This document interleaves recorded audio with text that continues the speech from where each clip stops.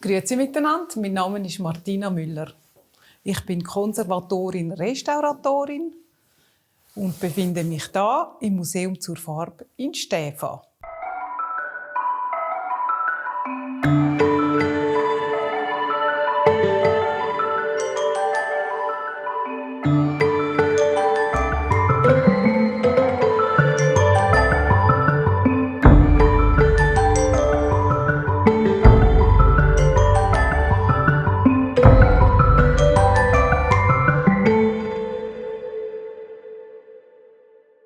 Der Kurator vom Museum hat verschiedene Objekte bereitgestellt, um zu zeigen, wieso das Händchen im Museum wichtig sind.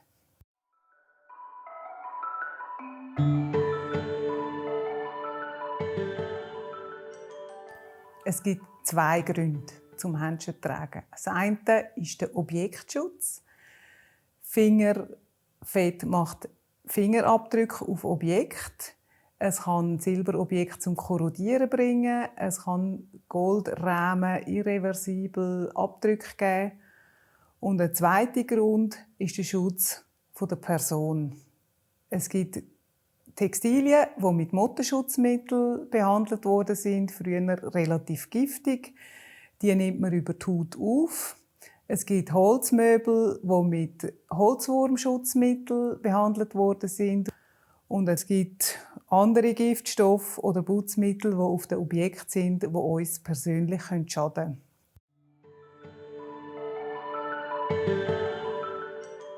Grundsätzlich gibt es zwei verschiedene Arten von Händchen, die für die Museumsarbeit geeignet sind. Das eine sind Kunststoffhändchen und das andere sind Textilihändchen.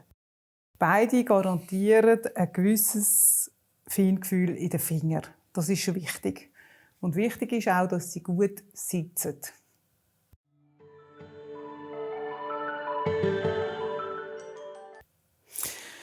Das sind Neoprenhändchen, das sind die teuersten von allen. Die zweite Art, die ich zeigen möchte, sind Vinylhändchen. Die sind relativ praktisch und sehr günstig. Sie sind allerdings nicht diffusionsdicht. Also wenn man mit Lösungsmitteln schafft oder mit Reinigungsmitteln, sind die nicht geeignet. Sehr beliebt sind Nitrilhändchen. Die gibt es in verschiedenen Farben. Die kann man nach Grösse in Schwarz, Blau, Gelb, Rot kaufen, sodass jeder und jede, der im Museum arbeitet, die richtige Grösse hat. Wichtig ist, dass sie gut sitzen. Sie sind diffusionsdicht und relativ preiswert. Das sind die Reinigungshändchen. Sie sind eigentlich die man so ein bisschen kennt. Die kann man brauchen, wenn man zum Beispiel Industriekultur einmal reinigen muss oder so. Aber sie sind eigentlich für das Objekthandling, so mit der Größe von Objekten, wie wir sie hier haben, nicht geeignet. Man hat zu wenig Gefühl in den Fingern mit denen.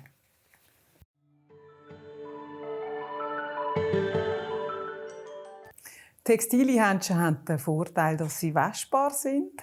Sie sind also eigentlich so auf den ersten Blick ökologischer als Kunststoffhändchen. Man rührt sie nicht fort. Ich habe gemerkt beim Waschen, sie gehen recht schnell ein. Also wenn man sie heiß wäscht, gehen sie ziemlich ein.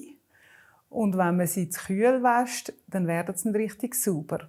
Trotzdem sind sie in vielen Fällen aber die geeignete Wahl. Die einen sind Stoffhändchen mit farbigen Rändchen. Die sind wieder für verschiedene Mitarbeiter und Mitarbeiterinnen geeignet. Da kann jede Person die Farbe haben, die ihnen passt. Dann gibt es die mit den Noppen dran. Die sind ein bisschen griffiger.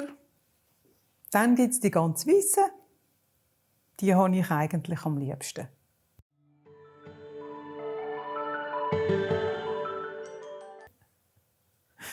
Das ist eine typische Auswahl, wie sie in einem historischen Museum oder in einem Ortsmuseum vorkommen kann. Man sieht verschiedene Objekte aus Keramik, aus Fell, Glas, Silber, Bücher, Papierobjekte, Horn, verschiedene Metall und Holz.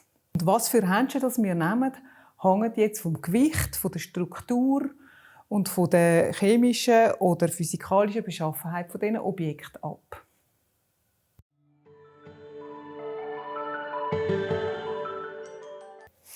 Kurz gesagt kann man sagen, es sind Nitrilhändchen und es sind Textilhändchen, die sich eignen für die Museumsarbeit und die ich jetzt hier ausgewählt habe und in der Hand habe.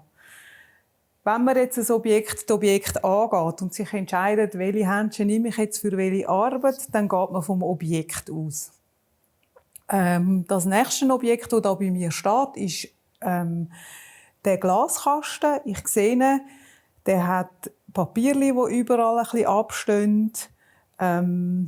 Grundsätzlich könnte man das mit beiden Händchen machen, aber aus dem Grund nehme ich jetzt eher Nitrilhändchen, weil ich da nirgends hängen bleiben kann mit den Fasern von diesen Textilhändchen. Den Fellmuff würde ich unbedingt mit Nitrilhändchen anlegen, auf keinen Fall mit Textilhändchen. Die Fellobjekte sind oft behandelt, teilweise, wenn es ausgestopfte Tiere sind, sogar mit Arsen. Das wollen wir nicht auf unserer eigenen Haut. Wir langen das Objekt also mit diffusionsdichten Händchen, Nitrilhändchen an. Das ist jetzt ein Keramikobjekt, das ein bisschen speziell ist, weil ich sehe, dass es überall abblättert. Normalerweise sind Keramikobjekte relativ in sich stabil, aber da ist eigentlich schon die ganze Glasur abgekommen. Ich würde das auch auf keinen Fall mit einem Stoffhändchen nehmen, sondern auch mit Nitrilhändchen. Silber nehme ich mit Stoffhändchen. Da bin ich einfach sicher, dass kein Weichmacher oder sonstige Inhaltsstoffe von Kunststoff mit dem Silber in Kontakt kommen und irgendwelche Verfärbungen produzieren. Bei Stoffhändchen ist es halt einfach so, sie rutschen ein bisschen mehr als die anderen. Und wenn man jetzt ein Metallobjekt hat, das ein bisschen schwer ist, dann muss man einfach das bedenken. Wir haben zum Beispiel hier noch ein Metallobjekt, Zinn. Kann man sehr gut mit Stoffhändchen nehmen. Oder das hier, das eben sehr schwer ist. Mit genug Vorsicht, geht ebenfalls mit Stoffhändchen, aber auch gern mit Nitrilhändchen.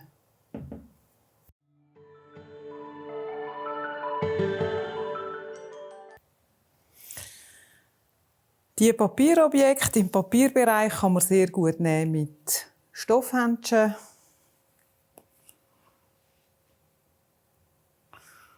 Das geht auch gut zum Blättern. Das Buch da hinten, das hat ja eigentlich seine Seiten auch aus Papier. Der Buchdeckel ist allerdings aus Leder und aus Holz. Ich sehe hier einen Holzwurmbefall. Der scheint mir nicht mehr aktiv zu sein und eigentlich nicht besorgniserregend im Moment. Ich würde ihn aber nicht mit Stoffhändchen anlangen, nicht nur, weil er staubig ist und auch, dass die Händchen sehr dreckig macht, sondern auch, weil das Buch vielleicht mit einem Holzwurmmittel behandelt worden ist, das ich nicht möchte auf meinen Händen haben. Darum die fusionsdichte Händchen, Nitrilhändchen. Es gibt auch Objekte, die man mit beiden Händchen anlangen kann, wo es eigentlich beides gut ist, wo es nicht so eine grosse Problematik hat. Zum Beispiel das Blumenhorn da. Ich nehme sie jetzt mit Stoffhändchen. Das fühlt sich für mich gut an vom Material her, das so zu lupfen und zu heben. Das rutscht nicht so fest. Es hat kein Giftstoff dran. Und auch das kleine Objekt, das aus verschiedenen Materialien gemacht ist, finde ich, kann man sowohl mit Nitrilhändchen als auch mit Stoffhändchen anlangen.